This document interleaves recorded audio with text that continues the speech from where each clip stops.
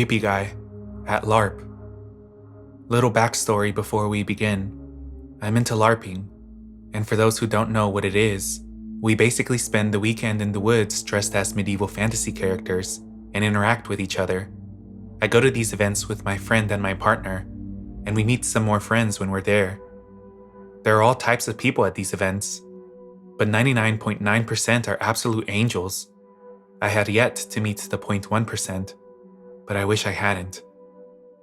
Before the event started, a guy, we'll call him Greg, swung by my tent while I was setting it up. My partner and friend were setting up the secondary tent up a path and couldn't see me. There were 5 other people to my right. I had never met the guy before, but as soon as he said hi, I had a bad feeling. He was around 5'10", obese, a neckbeard, basically what would fit the description of an incel. He approaches me and asks if I'm here alone. I say no, I'm here with people, but don't mention my partner or friend directly. He asks me if I'm a gamer, to which I say yes.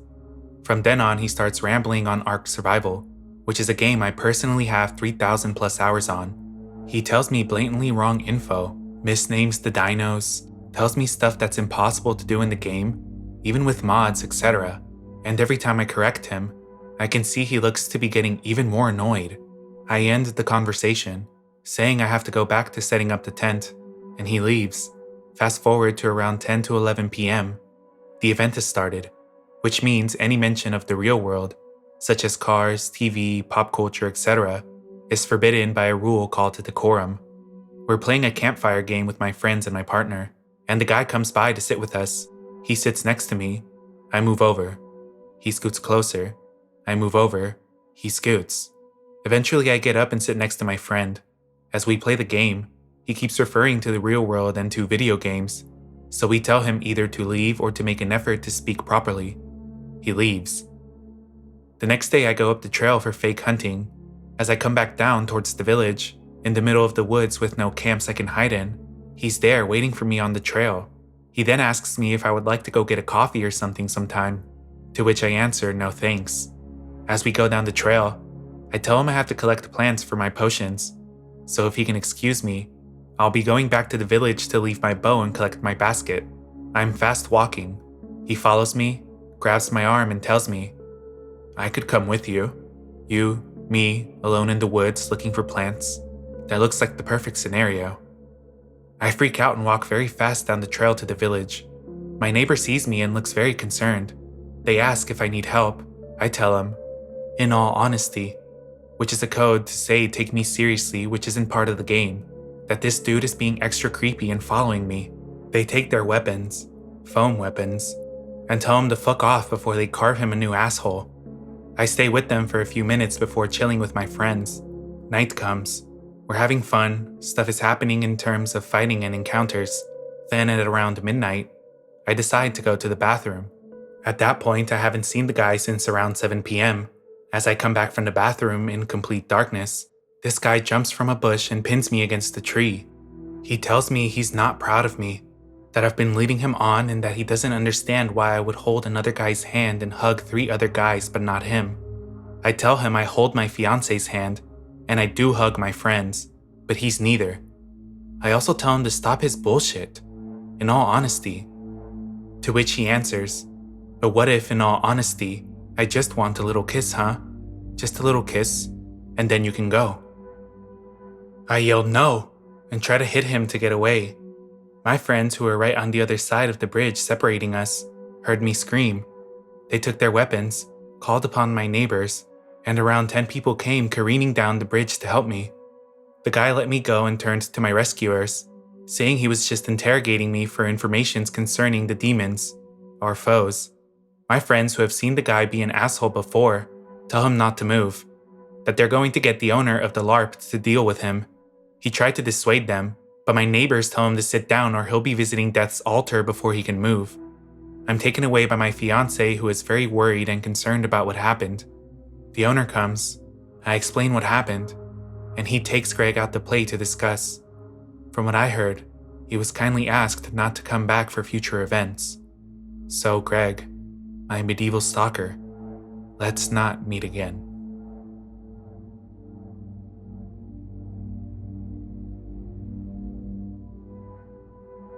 Creepy guy in the park tries massaging me?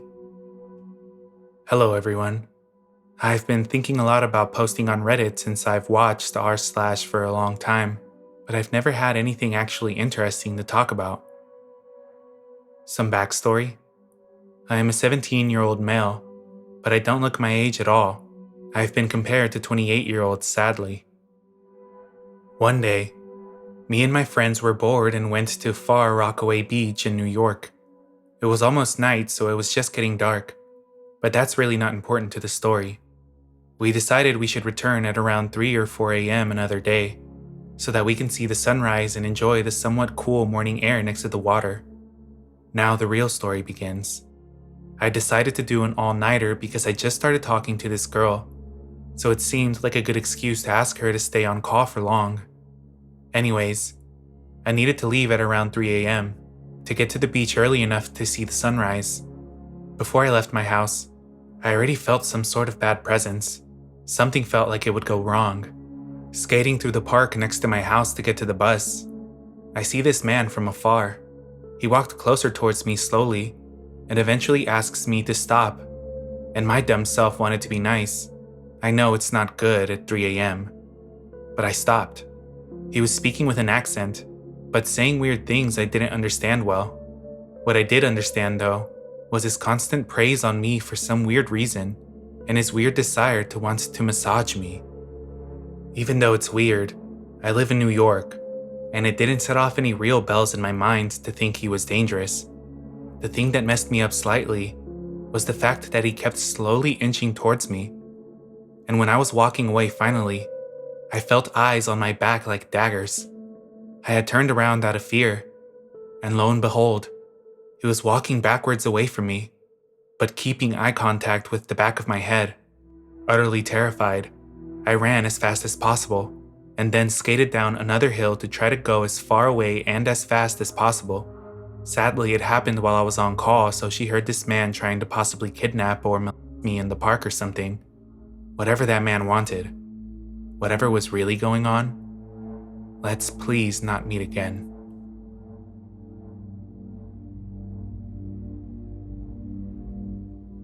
Escaped the possible subway shooting / hostage situation.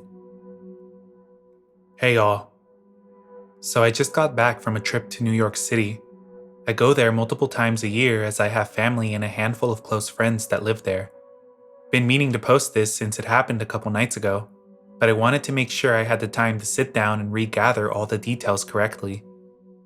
I'm sure we've all heard crazy subway stories at one point or another, but I never thought I would end up in one this terrifying. So I was heading back to my hotel from a friend's house at around 3 a.m. the other night. My friend lives deep in Brooklyn.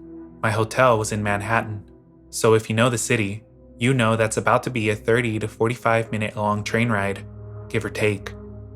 My train finally arrived and I was happy to be headed home. I was exhausted and it was late. My trip had been going unexpectedly well up until this point, so I had faith I'd be able to get home with no worries, especially since the trains and streets were basically empty at this hour. The train was brand new and had just been cleaned, something I've never seen before. Hell, it even smelled like a new car and still had fresh mop water on the floor. There was only about 3 other people on my train, all minding their own business. So far, so good. About 2 stops into the train ride, a man that looked like he was in his late 20s stumbled into our train car mid-ride through the connecting doors of the cars. He had on a Nike ski mask, a shiesty mask, if you know, you know, which usually isn't a good sign on a nice 70-degree night in general context. But I'm not one to judge by appearance. Plus, I know the shiesty masks is sort of a trend nowadays, so I don't think too much of it at first. He sort of hobbled in and he was clutching his stomach, almost as if he was concealing something or hiding a wound. His eyes were bloodshot red, and at first I thought it was because he was high or something. He immediately hobbled into the nearest corner and sort of sulked into the corner, facing it, until the next stop. He then ran out the closest door and erupted into the most painful crying I've ever heard. He was just screaming, moaning, and crying, all while stumble running alongside the stopped train on the platform, still clutching his stomach, screaming things like, "Why?" and gasping through his tears. Keep in mind, I'm sitting in the middle of the train facing away from the side he got off, so I'm kind of breaking my neck behind me as he's running behind me to watch what's going on. He then ran back inside the same car, through the door on the opposite side of the car now. He was on my right before, now he's on my left. There is no one in between me and him now, since everyone else was closer to the right side. He did the sulking while facing into the corner thing on the other side of the car now, but this time he kept crying and yelling things like, "Why?" again. But he was crying so hysterically that it was hard to make out a lot of what he was saying. From the certain words I gathered though, I'm almost positive that a very close friend of his had just gotten killed or something. It's the only thing that would explain the way he was acting and the things he was saying. Plus, he was suited up like he had just come back from a street mission gone bad or something. At this point, everyone on the train was frantically flicking their eyes over to him every few seconds. You could tell they were panicked but not trying to cause a scene about it or rile him up more. I was getting a little sussed out myself, but I had seen/heard about worse on the subway, and if someone he knew had really just died, then I honestly felt horrible for this guy before anything else. But then, the entire situation escalated to a point I had only seen in movies or crime shows until now.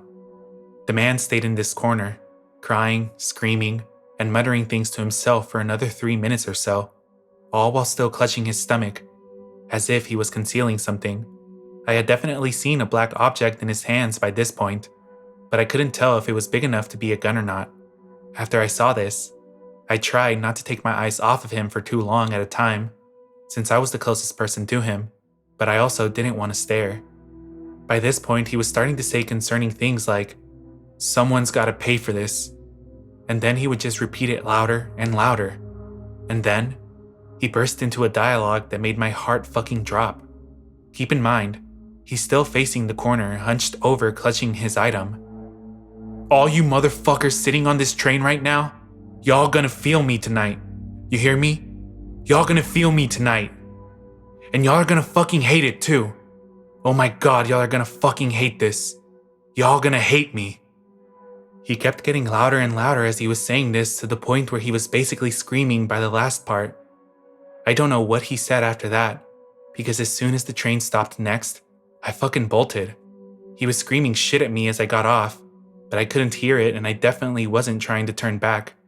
I ran back up the nearest street exit, chain smoked a couple cigarettes, and waited 20 minutes for the next train to come. I've seen enough in my life to know that wasn't a situation I was willing to gamble with at all.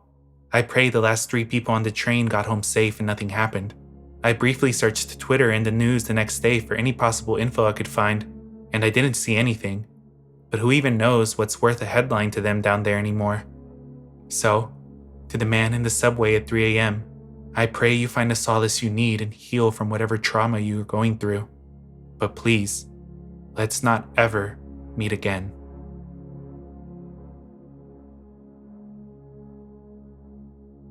High school boyfriend from 15 years ago that ended up in a mental hospital.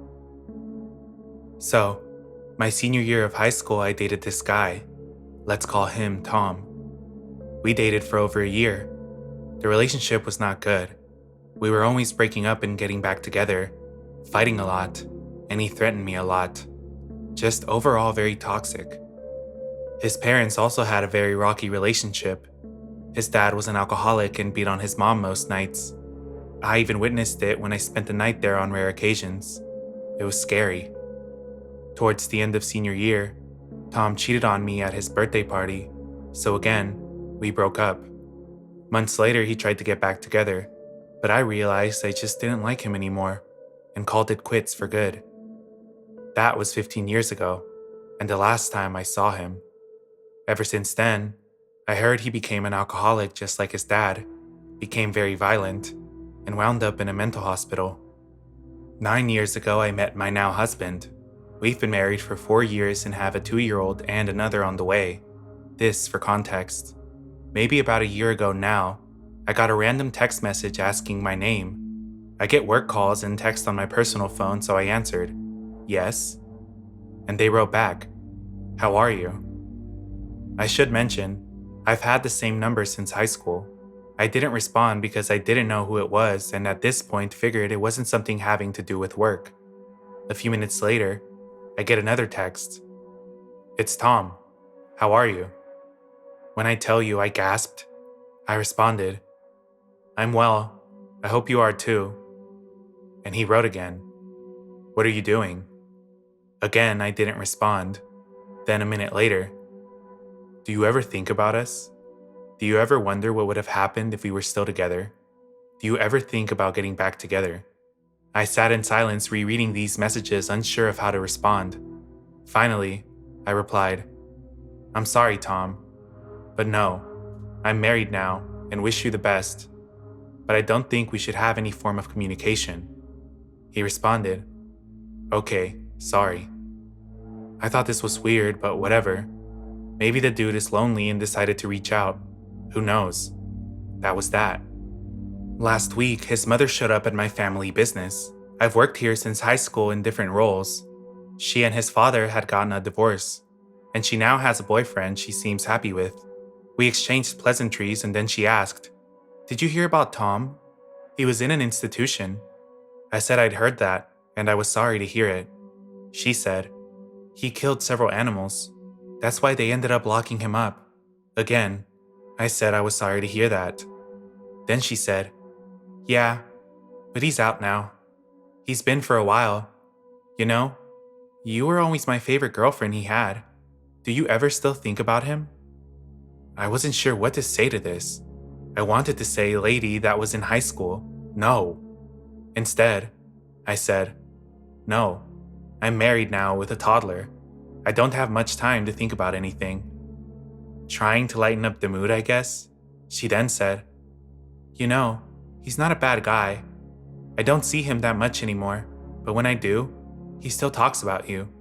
He wonders what could have been. Would you ever be open to talking to him? That's when I shut things down. I told her it was great to see her, but that option was off the table now and forever. I said I had to get back to work, and walked away and hid in the back until she left. What the actual fuck? This high school relationship was years ago. I want to know part of him or his family. I'm just so sincerely hoping he doesn't pop up at my place of work. I have no idea if he's still around the area, but I really hope he isn't. Anyway, bizarre old high school boyfriend, let's not meet again.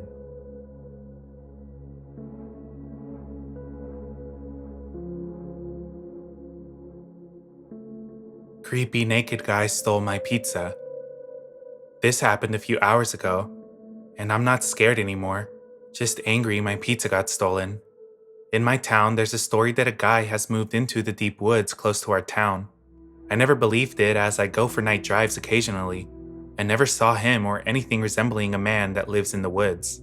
Anyway, tonight I decided to go for a drive and drove past the pizza place. Being hungry, I decided to get a pizza before I went home. In my head, I had a plan to eat pizza and play some Minecraft as I am in my 2-week Minecraft phase at the moment. I paid for my pizza and started walking to my car with the pizza in one hand and my phone in the other, messaging my friend if he wants to play some Minecraft when I get home. I look up from my phone to cross the road to the car park, and I see something under my car. It looks like a shadow or something dark. I put my phone in my pocket and pull out my keys. I unlock the car to scare off anything close to the car. I was thinking that it may be a cat or a dog just hanging around my car, but when I unlocked the car, nothing happens. No cat running away, and nobody running away. The shadow looked like it was cast from the driver's side, so I was going to have to look at what it was whether I wanted to or not to get in. I put my keys away, pull out my phone again, and turn the flashlight on to get a better view in the dark. As I turn towards the driver's side of my car, I see him. A dirty, naked guy with big eyes staring right at me. He was crouched down trying to hide from me. Now, I don't usually get scared of anything, but this guy scared me. It looked like he rolled around in mud and it dried out on his skin. His eyes looked creepy, bloodshot, and kind of bulging out of his head, and he was naked. I get startled and jump backwards out of instinct, dropping my pizza in the process. It falls out of its box and onto the floor, and I start moving back slowly, shouting at him to get away from my car. He looks up at me, then at the pizza, then back at me again. He tilts his head to one side, and then jumps towards the pizza like a dog, grabs it, and starts running away down the road. and I assume he ran all the way to the woods. I wouldn't know where he went as I didn't feel like following him. I lock my car and run back to the pizza place and stay there for a bit. The workers obviously don't believe me when I tell them what happened, but I know what I saw. Once the fear subsides after a while, I realize that this guy just stole my pizza. Angry as I was looking forward to it, I decide to get another one and run to my car this time. I get in, put the pizza on the passenger seat, and go home. Once I got home, I locked all of my doors and windows. I even locked my bedroom door as I feel a little scared still. I think I'll be playing Minecraft until the sun comes up. Creepy, dirty, naked guy that lives in the woods close to my town. I never want to see you again, because I may have to fight you for stealing my pizza.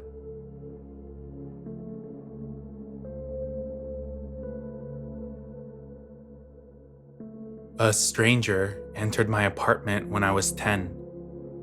To begin this story, it's important to understand my dad was never a good father. He lacked all the qualities a normal, mentally healthy father would, and lived in very low-income housing.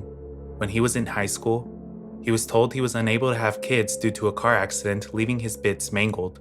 Unfortunately, he still could in fact have kids, and in his 20s through 30s, he managed to accumulate 13 kids. 15 now. I was 13. Even though I lived week on, week off custody with my father, it feels like I never really got to know him, nor was I ever introduced to more than one of my father's other kids that were before me. My older half-sister was the only other person I'd ever met. I don't even know her mom. A lot of this memory has been repressed into deep corners of my mind, so details might seem foggy. I'm 21 now, and I only recently fully acknowledged that it happened. I even confirmed it with my mom. When I was 10, someone entered our apartment. I can't remember what his name was, but he claimed to be one of my father's long-lost children. He seemed to be in his late teens to early 20s, and asked if he could stay with us for a while he attempted to get back on his feet after moving up from California. I'm in Oregon. He didn't seem to have many belongings except an old laptop, and was so rough around the edges, mid-length hair, light shadow on the face, fairly skinny, and tall. My dad was always weird about him though. He told me that this was my brother. He's family, and will be taking my room for a bit while I sleep in the living room. What was weird was that my dad would never let me enter my old room. I remember thinking even though my new brother is kind of odd, he was a super cool guy. We played Minecraft together on LAN. He was a programmer trying to make some Skyrim-like game, and showed me everything he had made so far. He stayed with us for around a month. The day he was chased out of our apartment, we were having a Minecraft redstone competition for whoever could make the coolest redstone build, and the next day we would present what we made and decide who had the better build. Unfortunately, that never came to happen, because that night, I'm not sure what time it was, at least past midnight, I heard screaming. It was clearly my father, and loud banging coming from the wall over our apartment. After probably 30 seconds of banging, on the couch I witnessed my father full rage chasing out whoever my brother was as he ran out of the apartment holding a knife. My dad screamed and yelled and he chased him outside, but as he ran away, my dad came back to make sure we were okay. Much later that night, I went to sleep with my dad sitting in the living room until dawn guarding the apartment. It wasn't until months later that I found out exactly what had happened that night. Mostly my father's words, and he liked to embellish things, so take this with a grain of salt. Apparently, whoever was pretending to be my brother went into my father's room late at night and stabbed him in the chest while he was sleeping.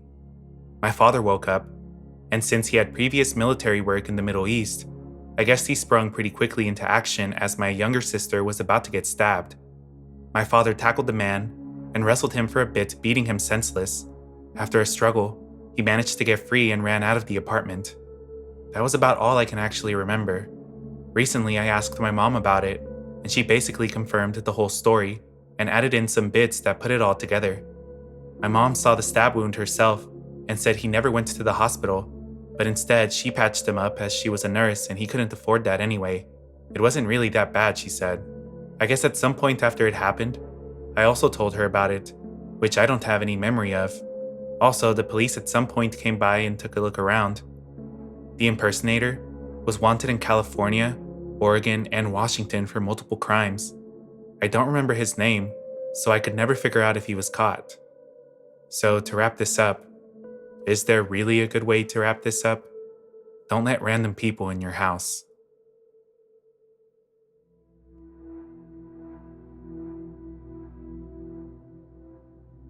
Open the door. This happened several years ago. While it may not be as scary as some of the stories here, it was definitely one of the most terrifying and bizarre encounters I've ever had.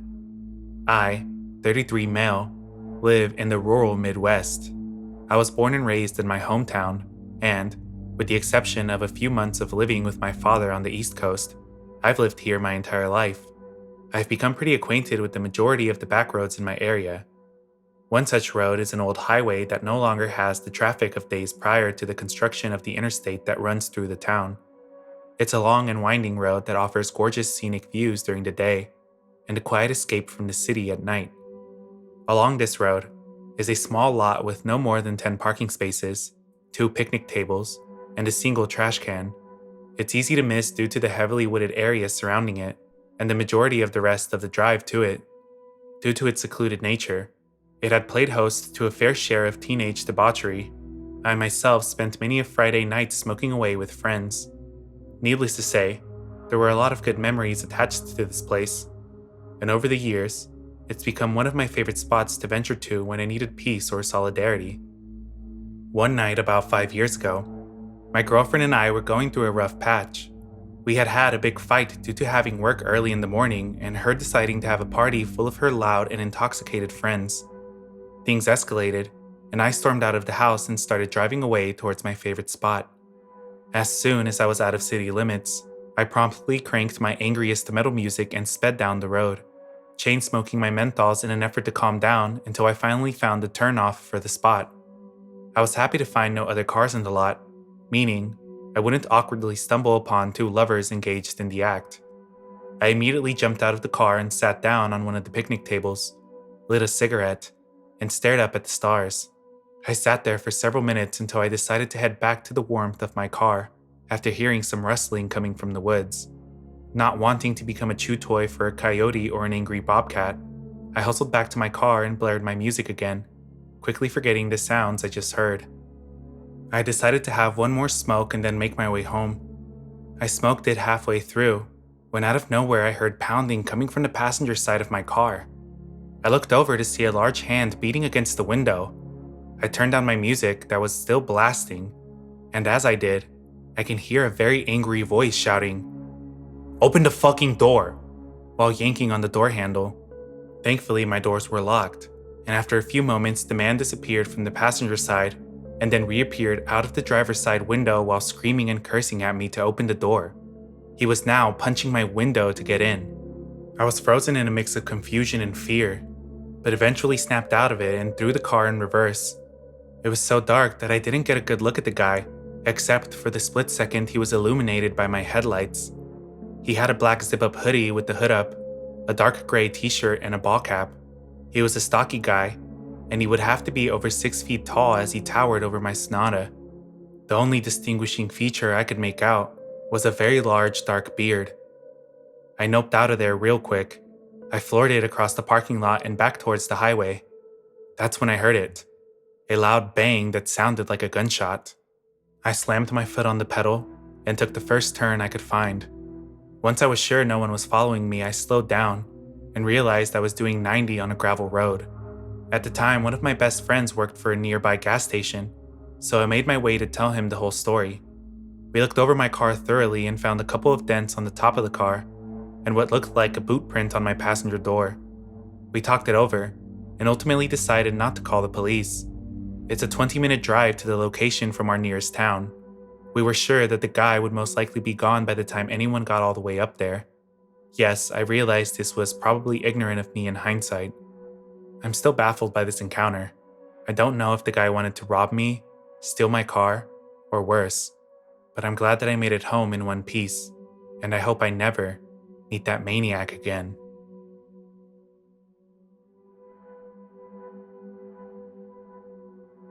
Joe, the contractor. This just happened yesterday.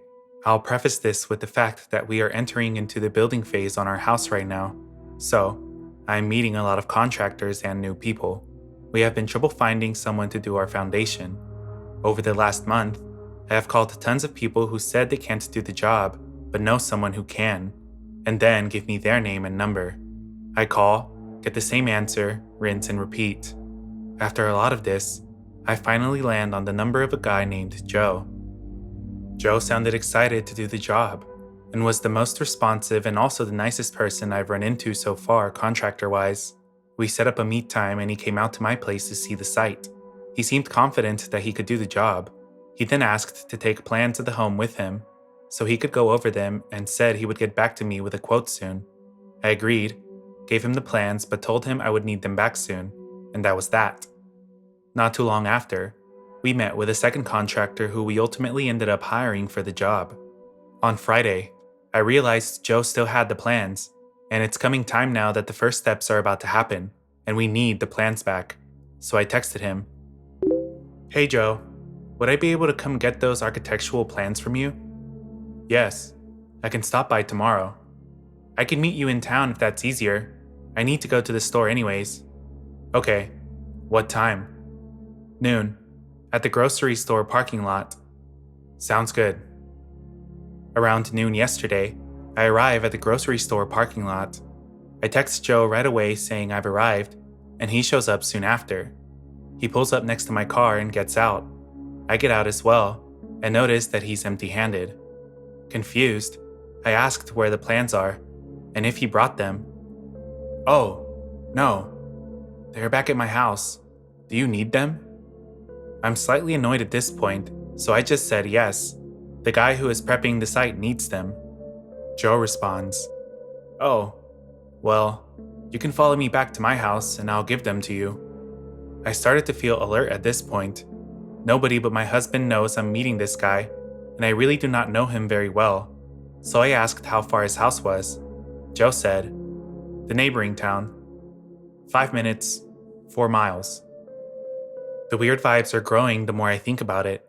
Clearly nothing to write home about, but I'm ready to get out of there at the drop of a hat if necessary. I said to Joe, "Let me call my husband. I might not have time, because we need to be somewhere," giving myself an easy out. I walk away out of earshot, so I could think straight and call my husband. He thankfully answered and I told him everything that happened so far. He agreed that it sounded a little shady, and told me to be straight up with Joe and tell him I wasn't comfortable going to his house. I hung up and walked back to where Joe was waiting, and said, "So, I do have time, but I'm not going to your house because I don't know you well enough, but I'll wait at the community development building parking lot, across from the fish factory, a very loud, stinky place that you couldn't miss." Joe seemed confused and didn't know where I was talking about, so after a bit of back and forth and trying to explain where I was going to wait, I offered to drive first and he could follow me. That way he could see where I pulled into. Then, he could continue to his house and grab the plans and meet me back there. Also, I will mention that I was proud of myself because I tend to be a bit timid and too polite, to my own detriment sometimes. This time, I did not beat around the bush, and was clear and concise with everything I said, like I had adopted laser focus on my delivery for once. I then got in my car and drove first. Joe followed me, and I pulled into the community development parking lot.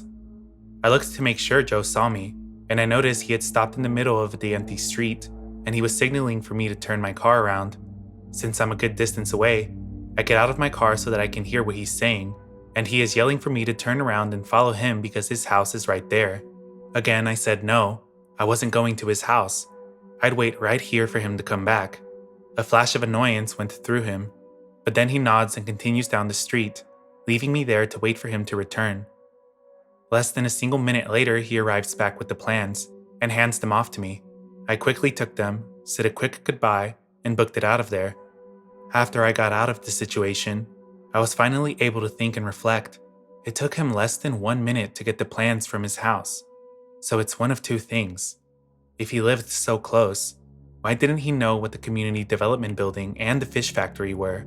He could probably see them from his house, if he'd been so close. Or, he had the plans with him the whole time. Also, I think it's good to note that my husband and I tried looking him up after this. There is nothing about Joe on the internet.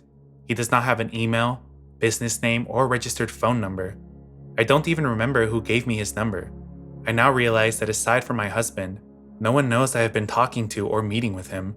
He simply doesn't exist as a contractor online, and since we never decided to use him as a contractor, I never officially looked him up until now.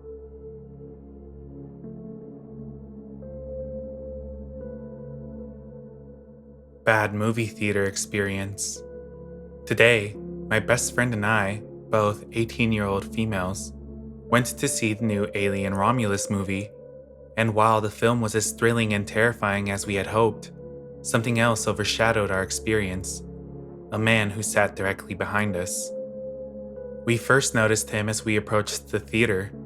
He stood out immediately, dressed in an old-fashioned brown suit with a blue dress shirt. I'm not exactly a fashion expert. I was wearing a hoodie with my college logo and shorts, but his outfit was unusual. Certainly not red carpet fancy, but fancy enough to where it makes people dressed in a baggy t-shirt and jeans look bad in comparison. As we got closer, he turned his head and stared at us, making no effort to hide it, and kept staring until we entered the building. It set off alarm bells in both of us. Inside, while my friend ordered a mini pizza at the concession stand, she noticed that the man had come in, got behind us, and continued to stare. I was too distracted by movie posters to notice at the time, but she made direct eye contact with him. When we got our food, we headed to the ticket booth. The process was manual, and while we were figuring out which theater house was ours, I noticed that the man was again behind us, just watching. It struck me as odd, especially since he got his popcorn before we even got our pizza, but my mind didn't want to assume the worst. We eventually found our seats in a theater that wasn't very crowded. Only a few couples were sitting higher up, while we chose seats near the railing. Despite plenty of empty rows, the man chose to sit directly behind us. At first, I tried to brush it off, thinking maybe he didn't want to sit alone, or wanted to feel young again by being near some young ladies who had exaggerated reactions to jump scares. The man kept getting up and leaving the theater, sometimes for short periods, other times for longer. I could hear him grunting or sipping his drink, though I had never heard him eat his popcorn. Occasionally, it felt like he was staring at us when he returned, and once, when I turned my head slightly, it seemed like he was. As the movie neared its end, my anxiety peaked, and I couldn't handle it. My heart was already racing from the suspense on screen and the growing paranoia. I decided I wanted to leave, and it seemed like my friend felt the same way, as she immediately got up when I did. We were the first people out of the entire theater to make a move to leave. Me and my friend noticed that at the very moment we stood up to leave, the man did as well. As we made our way down the stairs opposite to the one he took, we noticed the man standing by his stairwell, just staring at us. He could have left before us, but he waited. When we passed him, he followed after us. As we walked down the hallway leading to the exit, I tried to play it cool, making casual comments about the movie to avoid looking alarmed. My friend was too freaked out to respond, but I kept talking until we reached the corner, where she suddenly bolted for the front doors. I followed, walking quickly, pretending to be on the phone and holding my car keys. Once outside, we sprinted to her car, both of us shaking with fear. We decided to go to a nearby store instead of heading home right away. As we pulled off into the road, I looked back and saw a truck moving about the area we were in at the parking lot. My mind convinced itself that it was the guy, but I had no proof to go off of. While we were at the stores, we discussed what had happened, both of us admitting to feeling a bad gut feeling. My friend had muscle tensions in her shoulders, while I felt nauseous and endured a painful stomach cramp. After some time, we returned to the theater parking lot. There were more cars and people around by then. She dropped me off at my car, and we agreed to meet at a nearby Walmart just in case. As I pulled out of my parking space, I noticed a truck of similar color to the one I had seen earlier behind my car. My heart dropped, and I called my friend in a panic. The truck made an abrupt turn to get into the same lane as me, or so it seemed, but fortunately, there were enough cars at the stop sign to slow it down. We made several turns to lose the truck before arriving at Walmart. I wanted to clarify that we weren't sure if the truck was behind us or not. We just assumed the worst and did what we felt was necessary in a scenario where we were followed. When we finished shopping, our anxiety had extinguished itself, and we both got home safely. Reflecting on it now, I feel a mix of embarrassment and sadness. Maybe I was overreacting. Maybe the man just liked those seats or was trying to be polite by letting us go first. Perhaps he had a bladder problem, which explained his frequent trips out of the theater. Or maybe my paranoia made me imagine that the truck was his. I don't know. I feel a bit ashamed for assuming the worst. My friend and I love movies, and to run out of our favorite theater felt humiliating, especially if the man meant no harm. Was I overreacting? Or was I right to trust my instincts? The whole situation feels weird and creepy, made worse by watching a horror movie. The movie was fantastic though, just maybe not the best idea to watch it when your mind is already on high alert.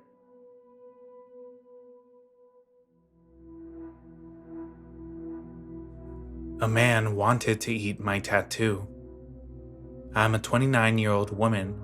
I lived in a big city all my life, but at the beginning of April I moved to a medium-sized town about 1 hour away from that big city, along with my sister and our 4 pets.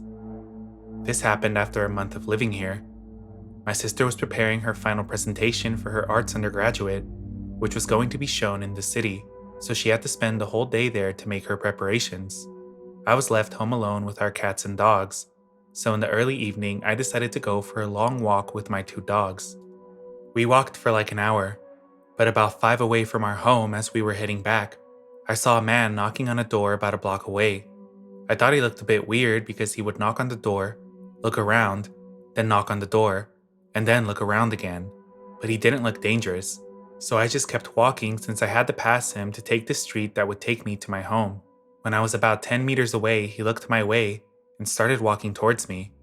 He was tall and slender and was carrying what looked like a box of candy. He asked me if I had any coins to spare. I told him, "Sorry mate, I only have my dog's poopy bags. Have a good one." And I was ready to keep walking when he saw one of my tattoos and stopped me. For some context, I have tattoos.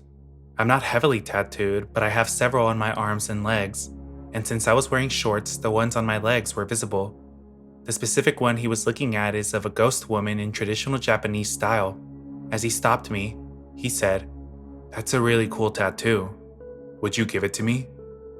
I just laughed uncomfortably, thinking he was joking, but he was dead serious, just staring unblinking at my tattoo.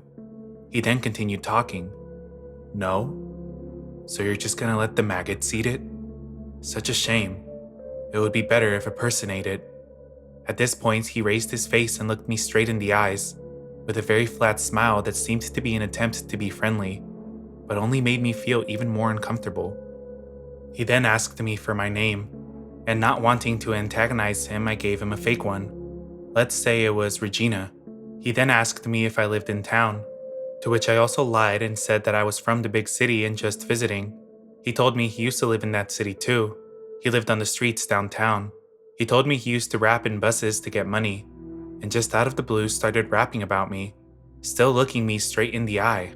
He rapped about how I was very pretty, how amazing my tattoos are, and in his rap he said my name was Lorena. I corrected him and said my name was Regina and not Lorena. Since I had a suspicion he realized I had given him a fake name and was testing me, he just smiled and nodded. He then asked me if I'd give him my number. I said that me and my dogs had to go home, that we were expected. He pointed at a butcher shop a block away and told me that we could sit over there while I gave him my number, that it wouldn't take long, but I told him that I couldn't, that the one waiting for me at home was my boyfriend, but I was lying again, since I was home alone. His smile faded a bit, and he just said, "Well, that sucks." I wished him a good evening and turned around to leave, only for him to drop to his knees and grab my leg with both of his hands. He started caressing my tattoo while whispering, "It really is a goddamn cool tattoo." My dogs are pretty friendly, and they were calm during this whole exchange, but when he grabbed my leg, they started growling. I pulled my leg out of his hand, wished him a good evening, and just walked away as fast as I could. I took a longer way home to make sure he didn't follow me, and once home, I took a shower and scrubbed my leg real well since I felt gross after that. Luckily for me, I haven't seen him again, but for a while after that, I made sure to cover my tattoos every time I went outside, just in case.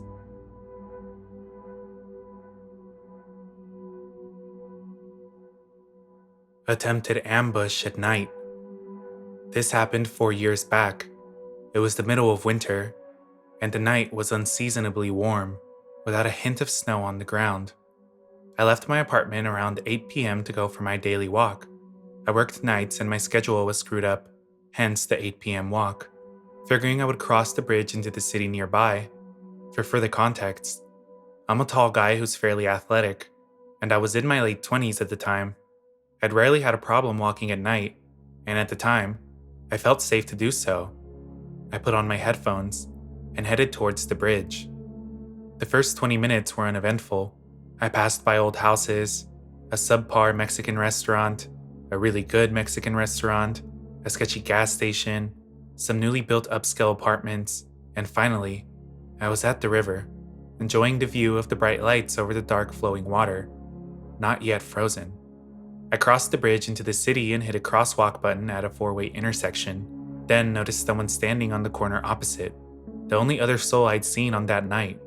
Seemingly, she was doing nothing, and I assumed she was waiting for an Uber to come pick her up, since she didn't seem to be waiting for the light to change. The street, ordinarily busy during the daytime, was silent. The light changed and I crossed, headed in her direction. As I neared her, I noticed that she would cast glances in my direction, then look away almost sheepishly. She did this multiple times and I figured she was unnerved by me. I sympathized, figuring it must have made her uneasy, us being the only two people on a dimly lit street. As I passed by, I took in her outfit, mostly because I thought she looked cold. She wore a knitted hat with tassels, a sweater that looked too thin for the winter, tight jeans, and a little plastic children's backpack on her back. I thought she was in her teens at first, but upon closer inspection, she appeared to be in her late 20s or 30s. She had short cropped light brown hair and a pale complexion. She was skinny and was of average height. I was maybe a head taller than her. I walked by and continued down the street.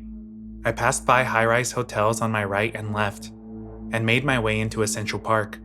During peak hours, this place would be packed with tourists and locals alike, but that day, at an odd hour, and with the pandemic in full swing, I felt like the only man in the city. I admired the brilliant display of lighted trees as I crossed through the center of the park. Then, figuring I was at a good halfway point in my journey, I made my way around an old marble and stone library, back towards the bridge. As I turned the corner of the library onto the street from which I had come, I nearly collided with someone moving towards me. It was the same woman I'd seen 10 minutes earlier. My noise-canceling headphones were still on, so I pulled down one side and said something by my way of apology. She said nothing in return. Instead, she stepped back from me and stood below the streetlight, not making eye contact. She stole tiny glances at me, that same tick I'd noticed before. I put my headphones back on, nodded a good night, and headed towards the nearest crosswalk.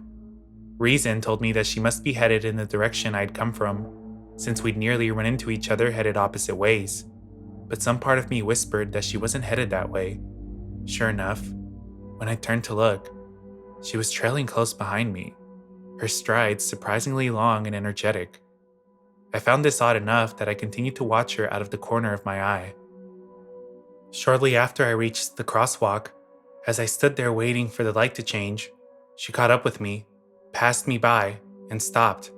A car went past, and as it did so, she squatted over her plastic bag, a few meters from me, riffling frantically for something and looking up at me on occasion. I hit a button on my headphones, stopping my podcast so that I could hear her better. What I found disturbing about the motion of her looking through her bag is that it struck me as fake, as though she was pretending for some reason. She was barely looking inside, and her careless motions struck me more like bad acting. Something about her motions, the way she kept looking at me, felt wrong. The light changed and I began to walk quickly, but she was faster. She stood suddenly, darting past me towards the museum, swinging the half-open little pink backpack over her shoulder. I watched her silhouette disappear into the darkness beyond the reach of the streetlights. I hoped that was the end of that, and after a few beats of not seeing her, I let my guard fall a little, restarting my podcast. Beyond the museum was a patch of poorly lit sidewalk in front of a squat building with mirror-like windows. I wasn't far from the bridge now. As I made my way back there, I turned my head to look at the reflections of buildings and streetlights in the windows. To my horror, a dark figure sprinted silently towards my reflection, dreamlike. I'm not sure why, maybe out of sheer confusion, but I turned to meet her as she hurtled towards me. Perhaps surprised by my sudden turn, she halted mere feet from me, staring. Her eyes were wide and looked frantic, wild. She kept looking at my arms, then back at my face, as though sizing me up. But my accidental bluff had worked, and in the darkness, I suppose I must have looked more prepared for a fight than I felt. She gripped something small tightly in one hand, though she held it off to the side, and in the shadow of the building, I couldn't see what it was. Seconds dragged as we stood there, staring at one another, immobilized by fear and confusion. I waited for her to make some move, to attempt to use whatever object she held in her hand. Just then, to my enormous relief, a car trundled slowly past. A bit of my strength returned, and over my blaring podcast, I heard myself shouting at her, "What do you want?" No reply. I slowly backed away from her, expecting her to move, but she just watched me, that same intense look on her face. I took another step back, then another, steadily backing away from her until I felt confident enough to turn and carefully walk away.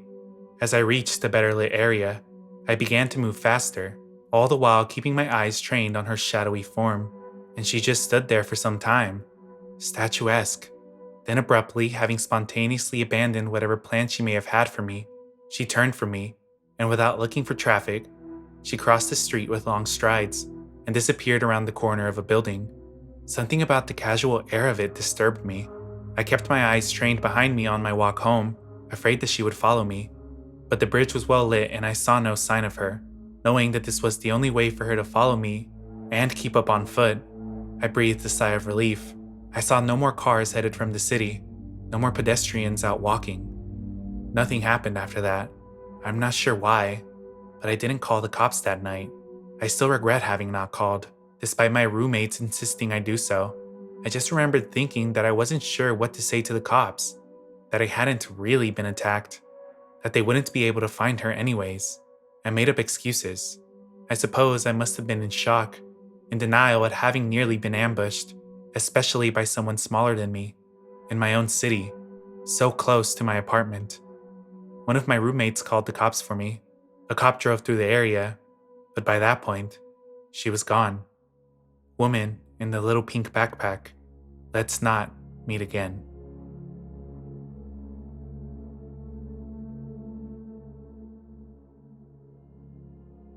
A stranger broke into my house and took a shower.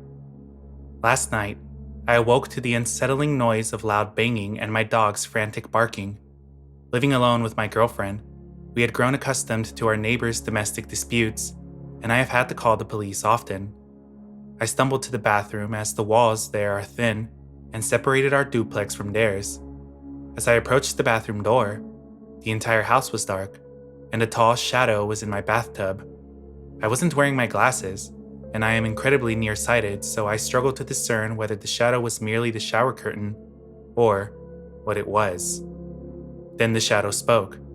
I don't know what he said, but the gut-wrenching panic I felt is still fresh. I screamed and fled back to my bedroom, slamming the door behind me. My girlfriend, now awake and terrified, joined me as I dialed the police.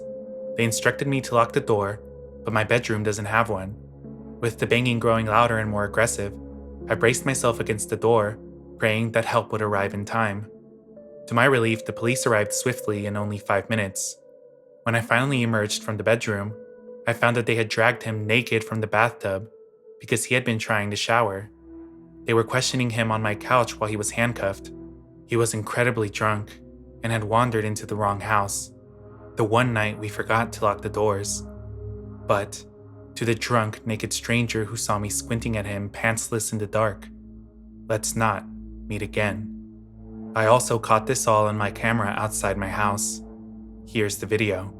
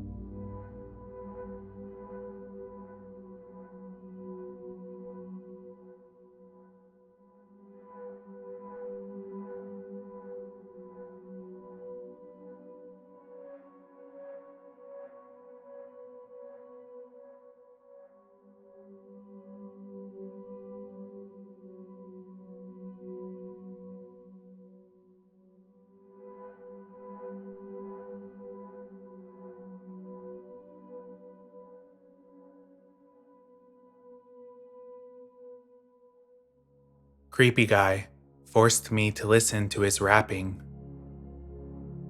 I live and work in a very small and rural area that also happens to be a college town. It definitely has an everyone knows everyone kind of vibe, and I will often run into the same people out and about around campus or running errands. It's mostly a town of students, professors/university staff, and young families with children. I have always felt very safe here. We have a police force patrolling campus almost constantly, and as a student, I would often explore campus late at night and never once felt unsafe. We have the occasional tourists coming in and out of town, or people coming in from neighboring areas who we call townies. The 4th of July is celebrated heavily here, with a parade, craft fair, and dog show during the day, and fireworks display at night. I have a boyfriend who lives about an hour and a half away from me, who usually comes to visit whenever he is able to get off of work. He was not off this past 4th, but really wanted to see the fireworks with me that evening, so he decided to make a drive up from work and planned to leave super early in the morning to make it in time for his morning shift.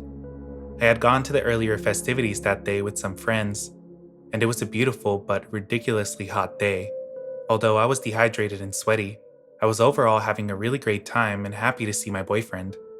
The fireworks are done at a lake on campus, and community members will often come with their families and bring picnic blankets to spread out and watch the show. There are also food trucks everywhere. The fireworks started dark, but my boyfriend and I wanted to get there early to get a good spot, so we started heading there around 5:30 or 6. The lake is slightly removed from central campus. You have to turn off the main road and go a ways down another road, and then make a turn onto another smaller side road to find it. It's an older campus, and not many things are labeled, so it's kind of tricky to find your way around unless you know exactly where you're going. The lake is near the university farm, which is where the food trucks are set up in this big open field. From there is a road you can walk about a quarter mile down to hit the lake. Some people were setting up in the grassy field by the farm, while others were actually walking down to the lake. My boyfriend and I decided we should go down to the lake, since there would likely be a better view there. But first we stopped and got ice cream from one of the food trucks. Across from the food trucks is the road to the lake. We were about to start walking towards the lake, but at the head of the road there was a small pasture with a few horses, and I told my boyfriend I wanted to look at them before we started our walk. As we're standing by the horses, we hear a man's voice yell out, "Hey you, in the white hat!" several times. It takes us a minute to realize what's happening, but my boyfriend and I realize that a man nearby is gesturing for him to talk to him. The man finally approaches us, explains he's not from the area but that his friends just dropped him off for the fireworks and he's wondering where the majority of people will be watching them. I'm creeped out by most unfamiliar men due to several bad experiences I've had, so I was very wary to the situation. I hung back and was pretending to be very interested in the horses while watching this guy out of the corner of my eye. He was a tall man with deeply tanned skin and shorter hair. I don't know any better way of describing him, other than to say he looked dirty. He was wearing an oversized t-shirt and sweatpants, and it looked as though he'd been wearing these clothes for several days. He also had a guitar slung over his shoulder, and he had a creepy look in his eyes, one I instantly clocked. My boyfriend is very outgoing and friendly, almost too friendly to strangers, and immediately started talking to the man and explaining the setup. I eventually walked over, hoping this would prompt the man to go on his way, and again explained that most of the people would be watching from the lake, and that if he kept following the road we were on, he would hit it. I told him that it's usually a great show, and that I hoped he enjoyed his visit here. I was trying to be nice, but also desperately wanted this man to leave us alone. The man did not take the hint, instead continuing to talk to my boyfriend, asking if we are students here. My boyfriend explained that I used to be, but that I now work at the university, so he often comes to visit me. The man explained that he was from a town about 30 minutes away, and my boyfriend began discussing how he also grew up in the surrounding area. Somehow, my boyfriend mentioned his favorite football team in the conversation, and the man suddenly became animated, saying he had just coincidentally finished writing a song about that exact team. He began reaching for the guitar on his back, and in a panic, both my boyfriend and I were like, "Oh no, that's okay. You don't have to play it for us." But the man kept insisting, and so I told him we would catch up to him down the lake and he could play it for us there. I was again hoping that the man would get away from us, but again he didn't get the bait. He told us that he considered himself to be a rapper, and asked if we wanted to hear him freestyle. I think my boyfriend was honestly entertained by this guy at this point and was like, "Yeah, sure, let's hear it." The man then proceeded to rap at us for, I kid you not, 15 minutes straight. My boyfriend and I were looking at each other the whole time, trying to hold back laughter. One highlight was when the guy tried to rhyme mad with bad and sad multiple times. I was amused but getting slightly annoyed as it was beginning to get darker out and people were streaming towards the lake, and I still wanted to get a good spot. When the guy finished, my boyfriend was like, "Wow, that was so good," and tried to start walking towards the lake, but the guy followed us and blocked our path. He kept trying to talk to my boyfriend, asking me if I was his sister. He explained we were dating, and the guy's eyes once again lit up. He pulled my boyfriend close, and then began to mumble vague expressions about dating and finding the one to him. At this point, I noticed even my boyfriend was beginning to look uncomfy. I saw his hands go into his right pocket, which is where I know he keeps a pocket knife. The man just kept mumbling, and was half mumbling, half rapping. It was the most bizarre thing I'd ever seen. I honestly couldn't make out half of what this guy was saying, as he kept getting quieter as he went, and he was slurring his words. I remember him specifically mentioning about his plans to run for mayor of this town in 2028, how he believed himself to be Archangel Michael, and how he had previously tried to give up weed/cigarettes but failed.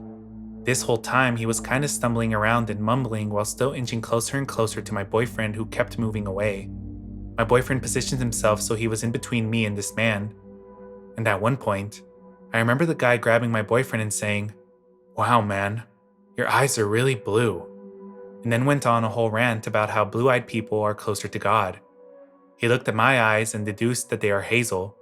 My eyes are also very blue, so not sure where he got this from. This whole interaction lasted maybe another 20 minutes, and the whole time I was trying to be polite and was going along with whatever the man said while simultaneously looking down the street and hoping another one of my friends would show up and save us from the interaction. There were several times a family would walk by with children, and I almost decided to pretend that I knew one of them to see if they would help us get away from this man, but decided against it since I didn't want to do anything to make this man angry, since he seemed a little unpredictable. At one point, I even pulled my phone out and secretly recorded part of this guy's mumble rapping. I don't remember how, but this man eventually decided he had had enough of us, I guess, and finally decided to go along his way and began to follow the crowd going towards the lake. My boyfriend and I just looked at each other like, what the fuck did we just witness? And watched the man walk towards the lake. We wanted him to get a good head start since neither of us wanted to really sit anywhere near him and be forced to interact with him again. As we watched the guy, we saw him stop and approach another group. We couldn't hear what he was saying to them, but we could tell they all looked confused and annoyed. We were considering going to distract the guy and help them out, but again, we didn't really want to interact with this guy again, and we didn't want him following us around all night acting like we are his friends.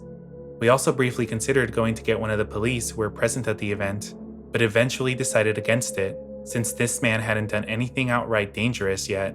My boyfriend told me he knew the guy mentioned smoking weed, but said he also suspected he might be on something else. My boyfriend is from the area, and is very familiar with the drug problems in the surrounding communities. I also wondered if mental illness could be at play, since some of the statements the man was making do seem like things someone experiencing a mania might say. My boyfriend and I went the whole rest of the night without running into this man again. He gave us his Facebook name, and so I went down a whole rabbit hole after the fact. A lot of his recent posts were making vaguely religious and rambly statements about religion, but scrolling further down, it looked like at one point he may have had a wife and kids. I could also tell the transition from him being clean-shaven to him not taking as good care of himself.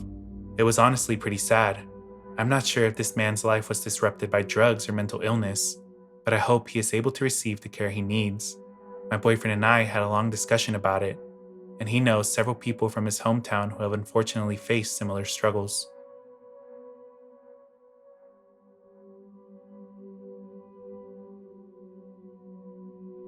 Someone was watching me.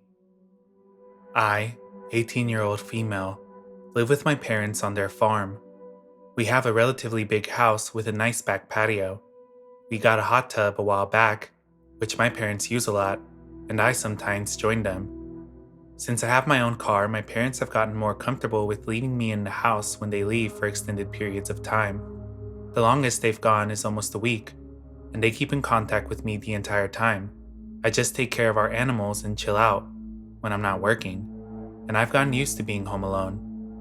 My parents were both raised in farming/ranching families, but I was a city kid until they bought a farm and moved us out here. I'm used to it now, but it took a while of acclimating. Considering I'd lived in our previous house for 13 years and knew the city like the back of my hand, you could have placed me anywhere, and I'd be able to find my way back home one way or another. It's been a few years, and I consider myself well adjusted. Obviously, there's pros and cons, but I'm at peace with where we are now. One thing that took a lot of getting used to was how much space we have. In my old house, my bedroom window lined up with my next door neighbor's kitchen window, and so my curtains were drawn shut 95% of the time. Now, with my bedroom being on the second floor and our neighbors being 100 or so yards away, I can get changed with the window open and not worry about being seen. I mention this because it's unusual to have anyone walk past our driveway nowadays, as opposed to the city, where it was weird when people didn't pass by. Anyway, this took place a few weeks ago, and my parents had gone to a distant cousin's wedding, leaving me at the house to look over the farm. I was fine with this, as I didn't really know said cousin very well, but I sent my well wishes with my parents, and we sent constant updates back and forth for the few days they were gone. Earlier I mentioned that we have a hot tub on our back patio. I believe it was the second or third night, and I'd gotten home from work absolutely exhausted and decided to relax in the hot tub for a bit to soothe my sore muscles before going to bed. I'm a bit of a night owl, so by the time I'd taken a nap and had dinner, it was around 11 p.m., and the sun was pretty much set. Another one of my favorite things about living on our farm is the lack of light pollution. I can look up and easily see the stars above me. I've always been into astrology/astronomy, and I love stargazing. That was part of the reason I waited so long before going out to the hot tub. Anyway, I went out and got myself settled, and just sat in the hot water, enjoying the stars and heat and occasionally sipping my drink I'd brought out with me. It was still light enough that I could see the edge of our property, but dark enough that I could see the stars relatively well. I had probably only been out there for about 10 minutes when I suddenly got a chill down my spine, and it wasn't from the breeze on my heated skin. I felt like I was being watched. Immediately, I snapped out of my daze and turned out to where I felt the feeling was coming from. It took my eyes a bit to adjust. I'm nearsighted, but didn't wear my glasses outside, and when they did, I felt my stomach drop at what I saw. From the patio, looking straight ahead, you can see our barn, which has some fences connected to it that make up a couple of pens. Our older horses are in the largest pen to the right of the barn, and behind that pen is a large field that stretches out to a row of saplings. Behind those saplings is a barbed wired fence, which indicates the edge of our property. To the left of the barn is a patch of trees that lead into the forest that surrounds our property, though there were a few divots here and there where we've set up some other farm things, like a garden and chicken coop. While I couldn't see directly behind the barn, I could see beyond it, into the field behind the pens, which is where I spotted what I figured caused my feeling of unease. A few feet out in the forest, standing between the two saplings at the edge of our field, was a figure of what I assume was a person, just standing there in the darkness. I immediately knew that that was where the feeling was coming from, and I stood up in the hot tub and turned to face the person. For a few moments, I just stood there looking at them. I didn't know if they saw me, but when they didn't move after me staring at them for a solid minute, I decided enough was enough, and got out of the hot tub. I closed everything up as quickly as I could while trying not to look panicked, and went inside, where I immediately turned on all the lights, shut all the windows, and locked all the doors. My dogs had been inside the whole time, none the wiser to the trespasser, and I figured it'd be best if I didn't alert them to what was going on, in case it turned out to be nothing, even though I was pretty sure I was right about what I'd seen. I debated on calling the police, but I lived 20 minutes from the nearest town, so by the time they got there, that person would likely be gone. Besides, it was midnight at this point, and I didn't want to wake any of my neighbors with the commotion authorities may bring. I resolved to sit in the living room with the dogs and keep an eye on the person from inside. Our living room has windows that face outside in the same direction our back door to the patio does, so I could see the same view from the hot tub, albeit a little more difficult with the lights on. but ever since I'd seen the figure, it was impossible to not notice them afterwards. The thought crossed my mind to grab my stepdad's rifle from the basement, but I had no idea where he stored it, or even how to use it, so it likely wasn't a wise idea, especially because going to get it would mean I'd have to leave my post in the living room and leave the person unsupervised. The more time passed, the more angsty I became. The person was just standing there, not doing anything, in the same position I'd spotted them in, and their apparent lack of motive was unnerving me like nothing else. I resolved that if they didn't leave in the next half hour, I'd call the police because by that point, that person would have been standing there for about an hour, trespassing on our property. More time passed. I stayed in the living room, my phone in hand and dogs at my feet, looking out the window every few minutes to see if the figure was still there, which they were. By now, it was 12:15 in the morning, and they still hadn't moved. Internally, I was thinking about who this person could be and what reason they'd have to do this. We're a friendly community, and we know pretty much all of our neighbors, though everyone mostly keeps to themselves. It was unlikely that anyone knew my parents weren't home and that I was alone. There were 2 vehicles parked in our driveway, mine and my mom's, as my parents had taken my stepdad's truck to travel in. As far as I knew, we didn't have any issues with anyone, which made the scenario even more confusing and terrifying. It was 12:20 when things finally changed. As I was looking out the window for probably the 50th time that night, I saw the figure move. I froze, not moving a muscle, as I watched them turn and walk back the way I assumed they'd come, to the left, where they disappeared behind the barn, presumably back into the forest. My relief was only temporary, because while they were gone, they could still very well be on our property, just hiding out in the trees. The feeling of being watched was gone though, which made me feel a little bit better, though not by much. I decided to pull an all-nighter and stayed up until the sun rose, and I passed out on the couch. I woke up around 1 p.m. and had a moment where I thought I'd dreamt the whole thing. Just in case, after I finished my chores, I made my way across the field behind the animal pens to our property line, and walked from one end to the other, to where the figure would have disappeared behind the barn, to see if I could find anything out of the ordinary. It had been dry for the past week, so the grass and dirt didn't show any footprints or any sign anyone had been there at all, which made me suspect that maybe I had imagined the whole thing. I have a history of being paranoid because of my anxiety, and have had multiple nervous breakdowns over things that turned out to be inconsequential. Still, I couldn't just forget about the feeling I'd gotten in the hot tub that night, the unmistakable feeling of having someone's eyes on me, and not being able to tell who. To this day, I have no idea who it could have been, and to be honest, I don't really want to. Nothing like that has happened since, and I'm hoping it stays that way. To the figure that stood at the edge of my parents' property and watched me in the hot tub in the middle of the night, let's not meet.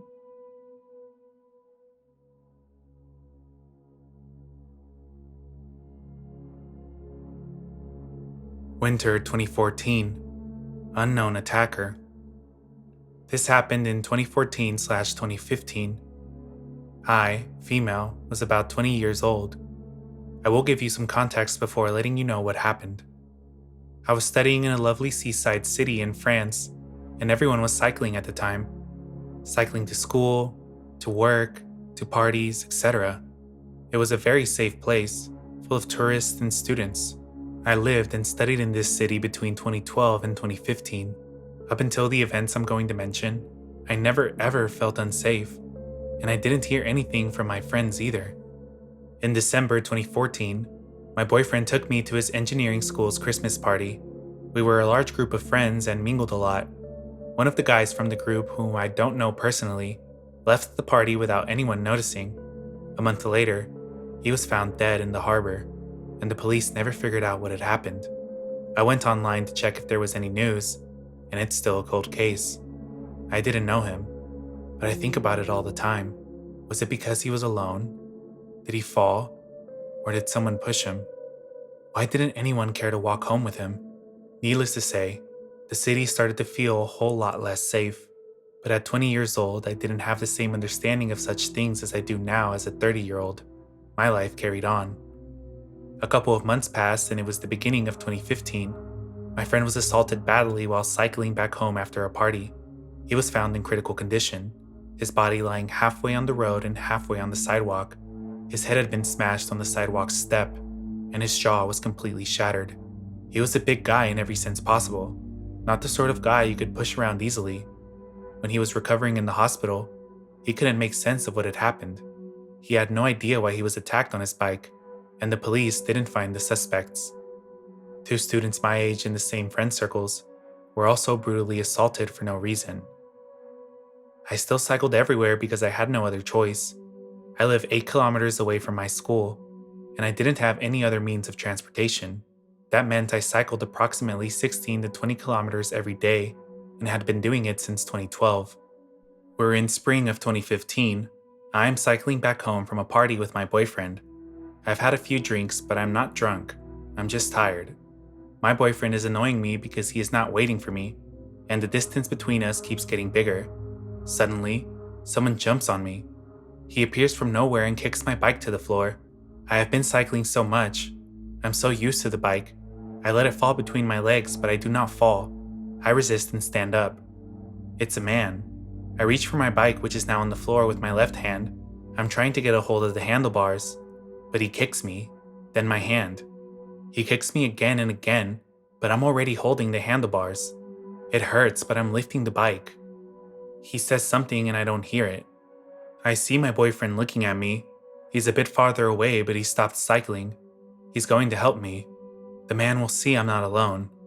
I'm still standing and lifting my bike, and it's been maybe 2 or 3 seconds since the man jumped on me. My boyfriend is looking at me, and then he turns his back. My heart drops as he starts pedaling away. It's the dead of the night and there's no one else, so I'm on my own. The man keeps kicking. He wants me to let go. My hands look blue, but my grip is strong. I think about the other 2 students, and they give me strength. I think about my boyfriend. The sight of him cycling away just fills me with pure rage. I'll use this rage. The man is holding some kind of glass in his hand.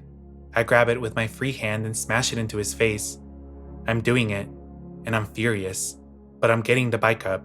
Surely the glass had alcohol in it, because it burns his eyes. I then have a split second to launch myself and start pedaling away. He can't reach my hand anymore, so he kicks my bike one more time, but I stand strong on the pedals. He tries to chase me, but I'm faster. I pedal until I can no longer breathe. I pedal until I feel numb. That night, I know I escaped something terrible. Due to the stress, I couldn't describe the man. I'll never know for sure if my experience was linked to the other attacks. However, we were all walking/cycling on the same route. 10 years later, I can remember the look on my ex-boyfriend's face when he turned his back on me. Let's never meet either of these 2 men again.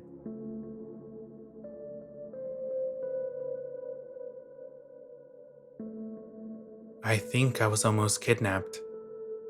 So this is something I've kept completely to myself, except for a confused call to my best friend the morning after to try and figure out if what I thought happened actually happened.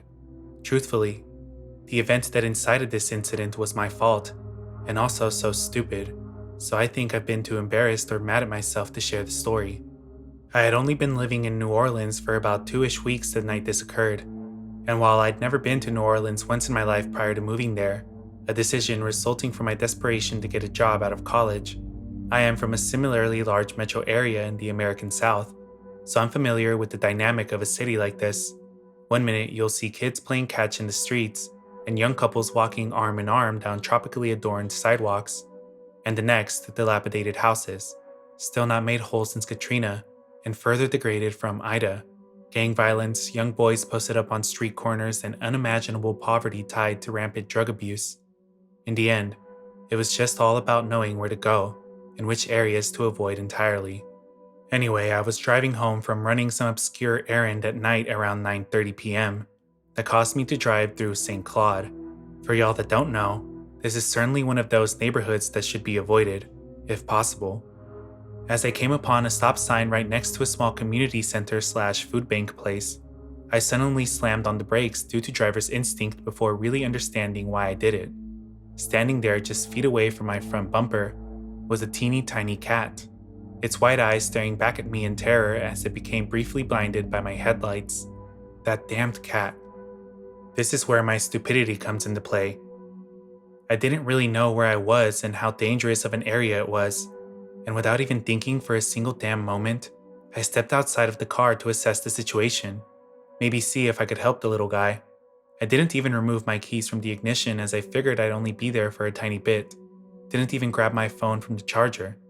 I figured I'd be able to beckon over the little cat and help it or watch it dart away before slipping back into my car and continuing on home. What I didn't realize, when I knelt down on the pavement, was that my clumsy ass was too close to the barely open car door, and when I stood up, of course, I bumped it, and it immediately swung shut. No big deal, I thought, convincing myself that the door would be unlocked, only to feel my whole heart sink like a stone into my stomach when the door didn't budge. Well, fuck. I don't panic immediately. After trying all 4 doors and cursing myself for a solid minute for being such an idiot, I spotted a man sitting on the steps of the community center eating, and he spotted me. Noticing my situation and to my dismay, he slowly stood and came to the back of the car with his bag of Raising Cane's chicken, plopped it down on the hood, and proceeded to enjoy his dinner on the back of my Subaru. I had already been there for a good 10 minutes by this point, so honestly the company of another person was relieving. I didn't look as helpless to passerbys with him there. For context, I'm 5 foot and wearing a tiny tank top to fend off the brutal New Orleans summer heat. After I explained my situation, he explained he could try to jimmy rig the door open, and desperate to get back in, I agreed. But it was useless, unfortunately, and I could tell he was just fiddling around. I trotted over to a small church across the intersection where I spotted a few people closing up for the night. Sanctuary, I thought. Nice churchgoers have to help a woman lost and alone, right?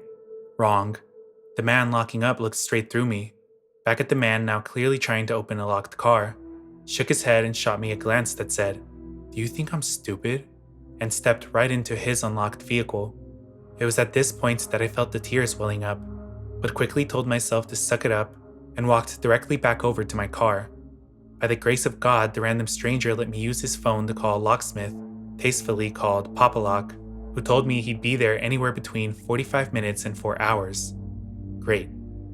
After about 25 minutes of chit-chatting, the man informed me that his shift was about to start, and just as quickly as he appeared, he was gone. This is when the gravity of my situation really began to sink in, and I became acutely aware of my surroundings. Acutely aware of the men who had been circling around the block on their bicycles during our conversation. I don't know about y'all, but I don't know many grown-ass men who ride around leisurely on bikes after 10 p.m. just for the fun of it. Especially not in the same big circles in the neighborhood. I heard the distant squeak of the wheels, and before I could duck for cover, they lapped the block over again, now aware that I was in fact utterly alone. They continued down the block, and I realized quickly that I needed to find somewhere to be by the time they returned. I swiftly walked towards the community center where I'd planned on sitting on the stairs, but quickly realized it was entirely too illuminated, and I'd be making myself a beacon amid the darkness of the neighborhood. Plus, as I rounded the corner, I saw a tall man standing in total darkness along the side of the building, just staring straight forward facing the steps not 10 feet away from them. Getting desperate, I jogged over to the church, and hearing the wheels rearing again, I squatted down behind the big sign in front of the building. As I sat there in the dirt, I couldn't help it anymore, and cried just a little bit. The combination of fear and frustration really put it over the edge. After a while, I didn't hear any movement, and because my butt hurt from sitting on the ground and the bugs were starting to come out beneath me, I decided to move spots like some stupid game of hide and seek. I had spotted a fenced-off area that appeared to be a restaurant earlier, and after finding the door to be unlocked, I darted inside and latched it behind me, sighing with relief. At that point, I situated myself at a table where I could peer through the fence at my car to see if the locksmith pulled up, and waited. After what felt like days, but probably more like 1 to 2 hours, the horrifying realization dawned on me that I had only made one singular call to the Papa Lock people, and gave a vague description of the intersection where I was at. What if they couldn't find me? What if they had already driven past long ago, and not seeing me there, were long gone by now? I didn't know if I should keep waiting or venture back out in hopes of catching them if they were circling around the block looking for my car. After about 30 minutes, I decided I would just have to go out there. The men were gone, and although it was a bad neighborhood, it'd just get progressively worse come the early hours of the morning, and I didn't want to find out. It's so painfully obvious in retrospect, but of course, the moment I left the safety of my little restaurant hideaway, those damn wheels began to round the corner. Shit. I literally could not have looked more out of place and vulnerable. I felt so exposed, but there was no time to go back across the intersection to the fenced-off area, and to get to the church I'd have to run through the bike path of the two men. As I sprinted towards my car, a black truck rolled by, and to my horror, stopped just moments after passing me, put it in reverse, and began to roll slowly back in my direction. I almost resigned myself to my seemingly inevitable capture, assault, and God knows what as I watched it roll towards me. I pretended to walk away as if I was not utterly aimless, trying to give off the impression that I wasn't locked out of my still running car without any and all resources. The men on the bikes were so close now. Then, as if in an episode of CSI, the fucking Papa Lock truck rounded the corner. I instantly began waving my arms to flag them down, and as the truck drove off, my savior parked his van. Apparently, he had been looping around the area for 20 minutes trying to find me, and was about to give up to go help another stranded woman. If I had stayed behind a fence, he likely would have, and I would have been left without any means of communication to call anyone else for help. The moment I got inside my beloved Subaru, I began sobbing at the click of the locks behind me. God, it was pure relief to be secured within a locked space. Even as I'm writing this now, I feel dramatic, like I was freaking out over nothing. But in my recollection, working through the details does help to validate my experience. So, to the men on their dinky little bikes, let's never meet again. The reason I always keep all the doors locked. Back with another one. As I will likely post as I remember them, I've done so much healing this last year that buried memories keep resurfacing, like this little gem. This was some years ago, when I was living in a different city. I hadn't really been on my own all that long, and my housing situation fell apart at the last minute, so I had to scramble to figure it out. Meaning, you guessed it, random roommates. Now, the year before, I'd had a random roommate that was the most amazing person and ended up becoming a great friend, so I figured this would be the same. It was not. But that's actually not the focus of this story. Enter the roommates. Ben, who I did actually know a bit from the previous year and was becoming friends with, Tom and Mike. Now, this was the very first couple of days after the move-in, and we'd all hung out to get to know each other better, but Tom and Mike hadn't fully moved in yet. It was a big old house separated by floor, and the top level locked at the stairs. This is important to note. Ben and I lived upstairs with Tom and Mike downstairs. I've always been paranoid and definitely have good reason. So, when I'm home, all doors are locked. When I leave, all doors are locked. I sleep with my bedroom locked. I was home alone with Ben at work and Tom and Mike sort of in and out moving stuff in. I'll note here that both had had a lot of expensive stuff, like in the 5-figure range. Well, I was watching something on my laptop in my room, bedroom locked and both entrances to my part of the house locked. I started hearing a lot of noise coming from downstairs, sounding like doors and cupboards opening, furniture moving, etc. I figure it's just Tom or Mike, until I hear footsteps coming up the stairs. I was technically supposed to be somewhere at the time, which they knew, but it had been cancelled last minute, so no one would have known I was home, and they had no reason to come upstairs when they knew both of us were supposed to be gone. That was when I got panicky, hearing them come closer and closer to the top of the stairs. I've never sat so still. Then, the knob began to jiggle. I could hear it clearly as my room was closest to the entryway. At this point, I'm on 911 whispering that someone is in my house without giving away that I'm there to whoever it was. The house was super close to downtown, and the cops arrived in mere minutes, but they were the longest of my life at that moment. The downstairs was completely ransacked, like something out of a movie. It was so surreal to see. They'd taken over $20,000 in electronics. Honestly, don't remember the exact amount. Just about that, I think. Broken furniture and plates and stuff, and even ripped through the mattress. Turned out, Tom and Mike had left the door unlocked when moving. This would not be the last time before I fled this house. They were gone before the cops showed up, so I'd spent the next several months afraid they'd come back, though it would turn out to be the least of my future worries. So glad that I always locked doors. Considering the way the downstairs looked, I don't know what they would have done with me. So, to whoever was on the other side of that thankfully locked door, let's not meet.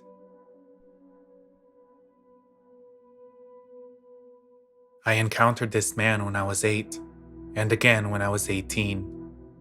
It was summer break, and we, my family, didn't go on any trip, unlike every other break. I was just 8 years old, and my younger sister was there. We were playing along with other kids who lived in the same building as us, just on different floors. The building is not exactly an apartment building, it was more of a multi-storied house. The front gate was a bit further from there, and was the only entrance and exit of the building. So since we were downstairs and playing, anybody who would enter or exit the building would be visible to us, and we'd greet them because every tenant knows us and we know them, as well as their family members who might visit them. A new person visiting any tenant is rare but not impossible. Right adjacent to the big entrance gate is a small old-style window with a grill that has a small opening at the bottom. We were all playing, but then I got tired and sat on one of the chairs placed at the porch-like area. From there, the window thingy is on my right side, and I can see it as well as the gate clearly. I was just looking out when I noticed the man staring at the gate. So basically, he was able to look at my sister and friends through it. It concerned me when I realized that he wasn't even trying to look away and just staring at them blankly. I turned around from where I was sitting to signal to my friend to move to the other side away from his sight, which she didn't understand. Frustrated, I turned back and was about to stand up when my gaze fell on the guy, and he was now staring at me. My body froze and I could feel fear creeping up on me. I couldn't move. I didn't know why I stared back at him, and suddenly, he started smiling. And when I say smiling, I mean full-on grinning from ear to ear. That scared the soul out of me, and I mustered up some courage, got up and ran towards my friends. I didn't tell them anything and just asked them to go upstairs with me, which thankfully they did without questioning. I didn't tell anything about this to my parents because I thought they would stop me from going downstairs to play. The next day, we again came to play and I looked through the window just to make sure he wasn't there. Fortunately, he wasn't. Or so I thought. 15 minutes in, and I spot the guy again. He was again standing in the very same spot and staring at us. At me. I tried to play it cool because my friends knew nothing about him, but I couldn't for long, and we went back up again. But what I remember, this happened for 3 or 4 days, and now my friends started complaining about how I don't let them play, and that they have to come back earlier than they're supposed to. On the 5th day, or 4th, I don't remember correctly, I made up my mind not to pay attention to him, and just focus on playing. We were playing cricket that evening, and I was batting. I hit the ball hard, causing it to go over the gate, which was a very normal thing, and as per rules made by us, the one responsible must fetch the ball. My heart started beating, because I could see his grin getting wider and creepier. He went towards the ball on the road and picked it up. He then held his hand out, gesturing for me to come and take it. I was shit scared at this point, but I had to go, so I did. As soon as I reached to take the ball from his hand, he bent, coming closer to my ear, and his words are still ringing clearly in my ears till this day. "I'm a good man. Look at the window when you go inside. I'll leave something for you." This is a rough translation in English, but it sounded much worse. That sent shivers down my spine, and I ran with the speed of light. After we were done playing, I saw him sliding a piece of paper from the little opening. He then looked at me, grinned, and waved goodbye. I grabbed at the paper and opened it. He had written his phone number and asked me to call him sharp at 2 in the afternoon, and that he knew my parents would be asleep by that time. It was also written that if I don't do it, my friends' lives would be in danger. As an 8-year-old, I didn't know any better, so I called him through my mother's phone. He picked up the call, but I didn't have the courage to say anything, so I was just silent. He said, "You're a good girl, just like me. You should come stay with me. Come outside. I'm waiting to pick you up." Because I lived upstairs, I went to the balcony, and he was actually standing near at the gate, looking directly at me, waving and smiling. I couldn't contain it anymore, so I started crying and disconnected the call. I ran inside and bawled my eyes out in my room. Thankfully, My mother didn't wake up, and I cried it all out. I didn't go out for the next few weeks, and everybody kept asking me about it. But still, I didn't tell them. The guy stopped coming too. I don't remember when he actually stopped coming, but when he did, I was relieved. Eventually, this experience started fading, and I grew up. Fast forward 10 years. I was 18 and my mother asked me to buy some snacks. I took my sister and went out.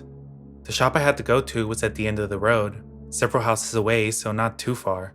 I was standing in line when I felt uncomfortable because of a man standing behind me, who kept pushing me. Annoyed, I looked at him only to realize that it was the same man. My face went pale and I could hear my heart throbbing in my throat. I tried not to panic and calmed myself down by telling myself that he wouldn't do anything in public. There were tons of people there, and that gave me a sense of security. As soon as my order came, I took out my wallet hastily to pay, but he beat me to it. The owner looked at him weirdly, and then at me, because I was a regular there and he was seeing this man for the first time. I paid for it anyway, and the owner politely asked him to take his money back. I gave the bag to my sister and asked her to go home and to inform our mom about the man following us, just in case he attacks. I'll have a backing, and she would be safe too. Our house is within sight from the shop, so I waited for her to get inside, and now it was my turn to go home. As soon as I stepped out, the man followed me and said something like, "You're a beautiful lady now. Let's catch up." Again, a rough translation. I kept walking and walking, but now that we were far from the shop, he started speed walking, and I had to walk even faster. I could feel goosebumps all over my body. I started running and I could see him catching up to my speed when the owner called for him loudly, saying that some of his money was still at the counter, and asking him to come back, which gave me enough time to get inside and locked the gate. I haven't seen him since that day, and it's been 2 years. I'm 20 right now, and I hope I never meet him anywhere in the future. I hope I never see him again, and I don't know why it has instilled a paranoia in me, and I dread seeing him when I turn 28.